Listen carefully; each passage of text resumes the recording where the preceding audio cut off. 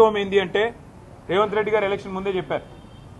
real estate అంటే రేవంత్ రెడ్డి అంటే real estate అని ఫస్ట్లో మనమే అప్పుడు జాగ్రత్త పడి ఉండాలి ఎలక్షన్లు అయిపోయిన కొత్తలో ఎలక్షన్ కంటే ముందో ఆ రోజు వచ్చిండు అక్కడ ఫుట్బాల్ ఆడిండు హెచ్సియూకి వచ్చిండు ఫుట్బాల్ ఆడిండు అప్పుడే కన్ను పడ్డది భూముల మీద ఇప్పుడు పిల్లల్ని ఫుట్బాల్ ఆడుతూ ఉన్నాడు లెక్క చేయట్లేదు నా డబ్బుల కోసం మా కమిషన్ల కోసం ఏదైనా సరే పిల్లలు చచ్చినా సరే ఏదేమైనా సరే కానీ నేను వదిలిపెట్టను అన్నట్టుగా రేవంత్ రెడ్డి వ్యవహారం ఉన్నది మరి నేను అడుగుతున్నా మీకు బాధ్యత లేదా రాహుల్ గాంధీ గారు మీ ముఖ్యమంత్రిని నియంత్రించాల్సిన బాధ్యత ప్రజాస్వామికంగా ఉండాల్సిన బాధ్యత ప్రజాపాలన అన్నప్పుడు అందులో కొద్దిగా ప్రజాస్వామిక స్ఫూర్తి ఉండాలనే ఇంగితం మీకు లేదా ఇక్కడ నెమళ్ళ రోదన్లు అక్కడ జింకలు పరిగెడుతున్న విధానం ఏం కనబడతలేదా మీకు ధ్వంసం కాబోతున్న చెరువులు కనబడతలేవా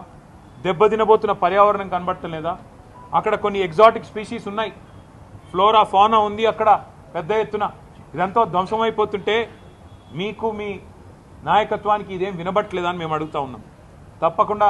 ఆ పిల్లలు ఏ రకంగా పోరాటం చేసినా వారికి అండగా నిలబడతాం